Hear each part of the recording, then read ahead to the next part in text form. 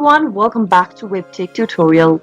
In today's video, I'm going to guide you through how to log into Thames Water account. Watch the video till the end and don't forget to subscribe to our channel by hitting that subscribe button. Press the notification bell so that you'll never miss another upcoming upload from us. Open up a web browser to get started.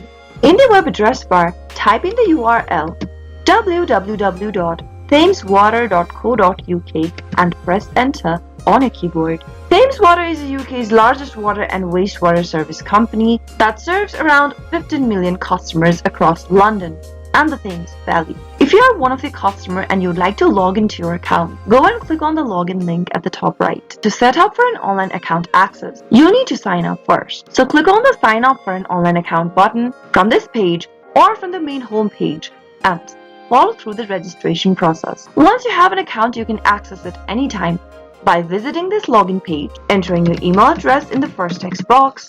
Make sure to enter the email that is associated with your account and then type in your correct password on the next field. If you don't remember your password during your process and you need help, you can click on Forgotten Your Password and follow through the password reset process. Finally, after filling in your email and password, click the login button and you should be able to log into your Thames Water account right away.